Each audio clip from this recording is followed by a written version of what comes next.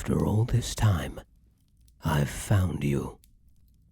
So many centuries, I've worn this blindfold and participated in this tradition, knowing that you were somewhere in this world. I would find you.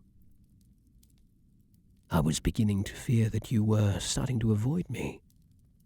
But I was a fool to think as such, wasn't I? All I needed to do was search elsewhere. To think this entire time you were hidden here, in the walls of an enemy kingdom. If I had known I should find you here, I would have come to one of these pointless meetings long ago. But I suppose this meeting wasn't pointless. At long last, I've found you, my beloved, my fated, my darling. The one who shall rule by my side until we are taken by death's hand.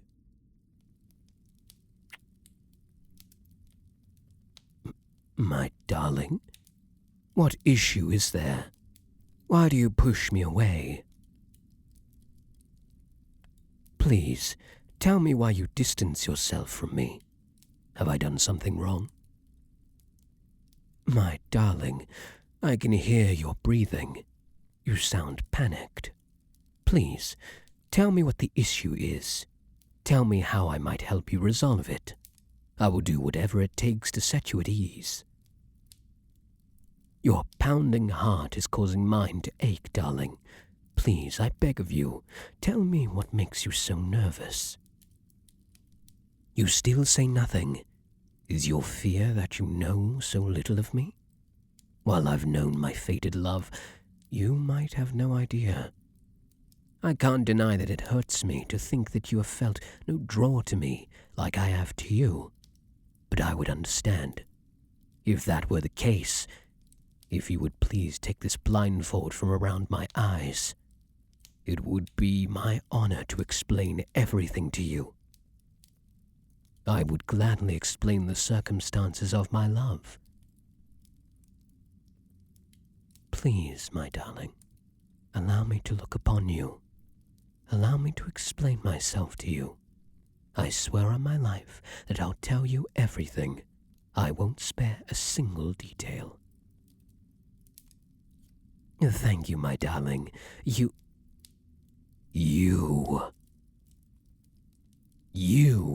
Why are you here?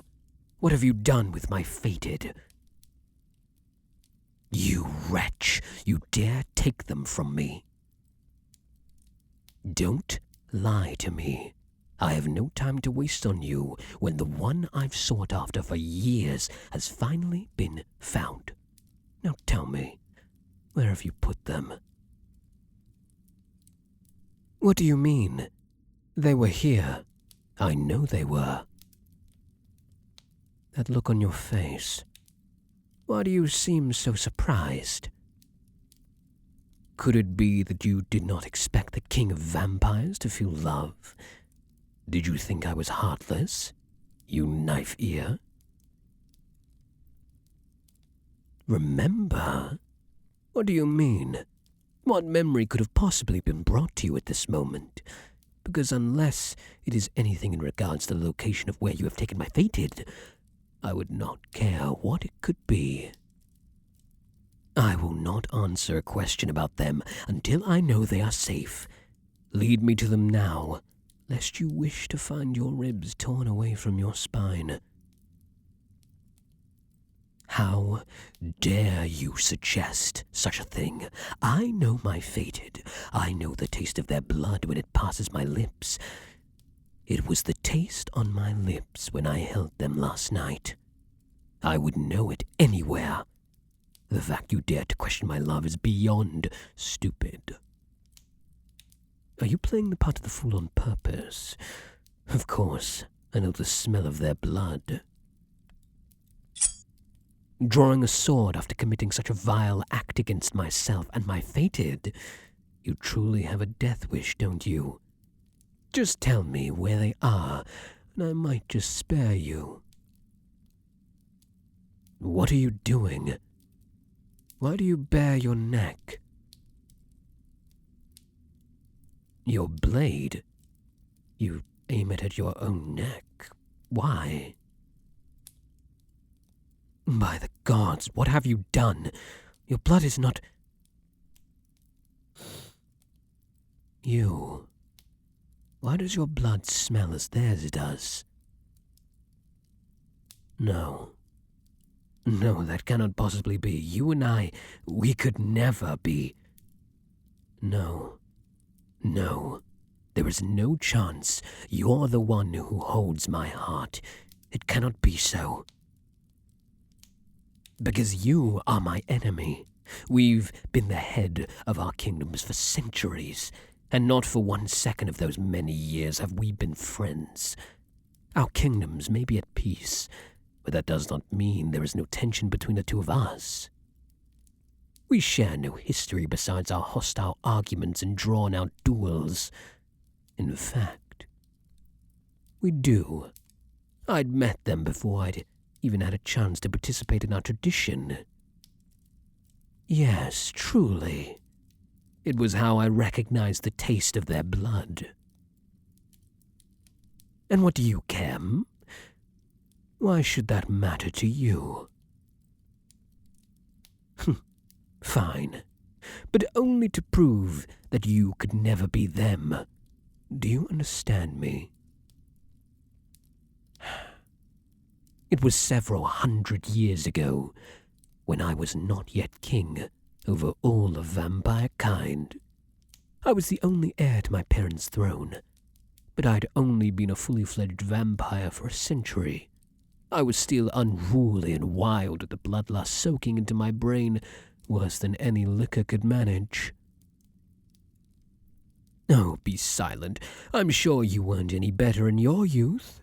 I'm sure there is not a single soul who hasn't heard the rumors of sinful parties you held in the depths of the human forests. Tell me, is that where you met that last lover of yours? The one who tried to steal your face and name some centuries ago? Yes, that's what I thought. You shouldn't throw stones when you're surrounded by walls of glass, you know. Fine, fine. I'll continue, provided there are no more interruptions. Though it was in fact a similar type of party where I met them. Though, rather than a forest, it was in the center of a human village. One of the larger ones, in fact. It was the night of a festival. Though I could never keep track of which human holidays happened at what point of the year. What I did know was that where there was a party, there was alcohol, and where there was alcohol, there was always a willing throat. Every face was hidden by a mask, and I bought one from the vendor, so that I might not stand out.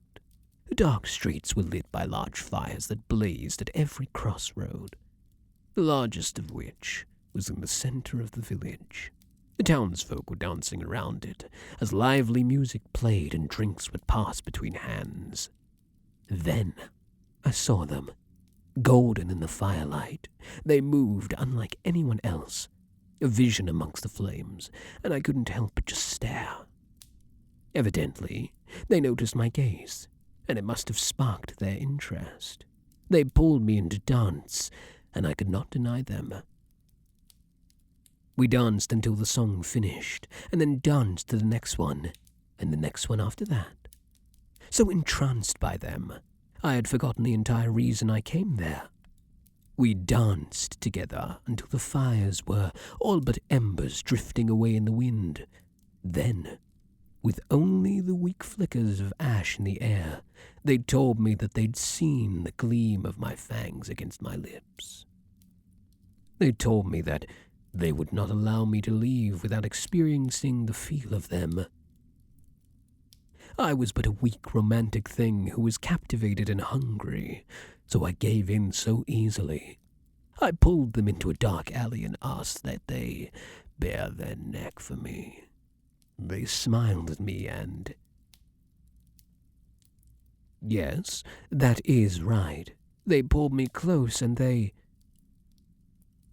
Yes, and then they told me that I could drink my fill from them, but only if Yes.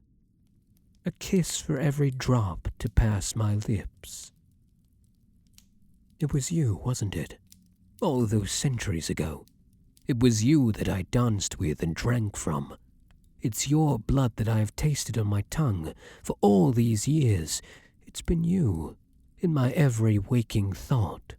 You are the one that I imprinted on so long ago. It's almost funny. In a way, I've spent so many years searching for you, and yet here you are, the person I've glanced at. From across the war room table, while we exchanged words sharper than swords. I've stood so close to you that I could count your eyelashes, and yet the tradition has never taken place close enough for me to find you before last night. Yes, the moon hunt. After we've imprinted on someone, we create a link to their soul. However, it's quite uncommon that we create an imprint without realizing it. It might be years before we realize that our hunger is for a particular person's blood. Such was the case for me, so I decided to go through with the moon hunt in an attempt to find you. But since it only lasts from the time that the moon is at its pinnacle to sunrise, I've never been able to make it to you. I've woken in the woods a great many times, cursing that even in winter I did not have enough time to reach you. But this time I did. At long last, I was close enough to find you. Then you, last night, when the moon hunt took place, what happened? No, I remember nothing.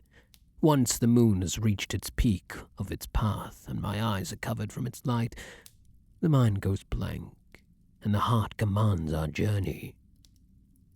What took place? An attack? You thought that I was attacking you? What could make it so? Oh, yes, I suppose that trying to bite your neck in your sleep would seem like an attack. I didn't know I would be so violent in such a state. I apologize. It was quite horrid of me. To attack someone so defenseless is nothing less than deplorable. Well, that would explain the terrible headache I'm suffering right now. I'm actually quite impressed. It's hard to get such a good angle on a hit while lying in a bed. I always knew you were a formidable fighter, but I didn't expect that you would have so much experience at warding off nighttime attacks. Ah, fair enough. I'd imagine that you've seen many assassination attempts in your years, as the current ruler of the elven kingdom. Well, I should hope I'm better than any assassin that comes after you. You are my fated, after all. Fighting our enemies is now something we shall do together. Is it too soon to say such a thing? My apologies. I've simply dreamed of this day for so long that words find themselves on my tongue without thought. I will try to refrain from using them again. You mean that you're not opposed to the idea? I cannot say that I'm surprised. After so long of being enemies, it is shocked to hear those words from your lips. I suppose you're right in that regard. Hate is too strong of a word to feel for you. Admittedly, I've always had a begrudging respect for your mind. Your intellect has invaded my thoughts on more occasions than I would care to have told you before. And your sharp tongue has often left me wishing to hear you speak more. I thought it perhaps the result of a fiery rivalry, but should my thoughts be seen in other lights, they may be confused for those of an admirer. Oh, is that the case? Well, if I might make a bold suggestion, would you be willing to consider entering a courtship with me? Ah, your neck. You're still bleeding. Allow me to patch you up. Perhaps, if I was a younger vampire, or if I hadn't fed in a long time, I might. But seeing as I apparently took some of your blood last night, I'm not so hungry to be so ravenous. I promise that I'm in full control of myself. You wish for that, even after my brazen attack on you last night. Are you quite certain that's what you want? I cannot... No, it's not that I do not wish to feed on you, but I fear that I won't be able to control myself. If I were to bite you without any regard last night, then who is to say that I might not do it again? I know what I said, but it's not just any blood I'm drinking, it's yours. I've dreamt only of your blood for years. You are my longest-held craving, the one thing I desire above all else. Even I cannot guarantee I won't take more than I should. Why must you fight me on this? I worry on your behalf, and here you are, willing to throw your life into my hands, worse yet, into my fangs. Oh, and what deal should keep my mind from turning into that of a beast's? What combination of words should keep me grounded when I have your throat in my mouth? A kiss for every drop to pass my lips.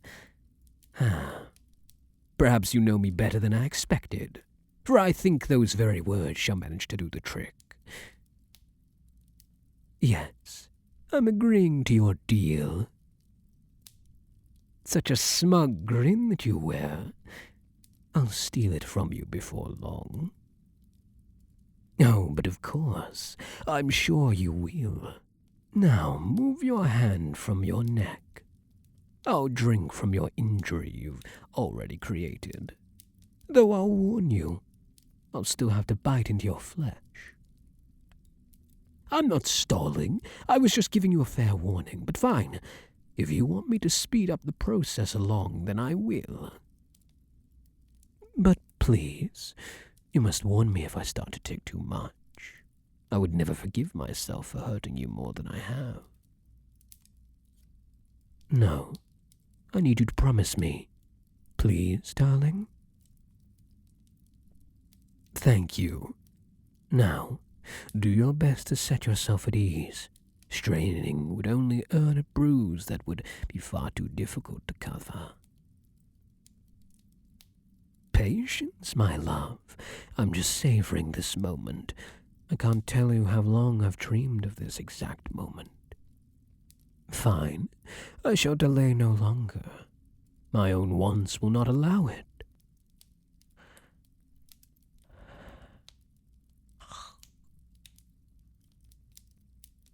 Oh, by the gods, love, you taste better than even my clearest memories. My head feels light, and my knees feel weak. My darling, you are so addictive. There, I can take no more, lest I lose myself to you. More? I wouldn't take any more blood from you, I refuse it. Then why should I take more? What reason could there be for that? Oh.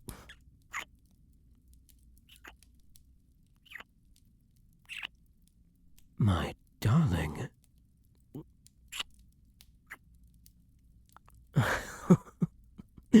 My darling, I know what our deal dictates, but you need not give me any more blood to draw a kiss from my lips. Those I will give willingly, and at your request.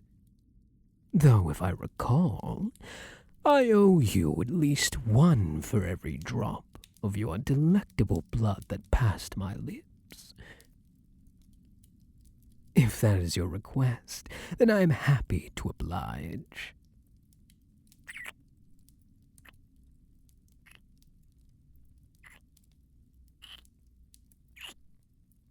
This may not have been what I expected to happen when I finally met my fated, but I dare say that it is even better. I think that this will be a very happy courtship indeed.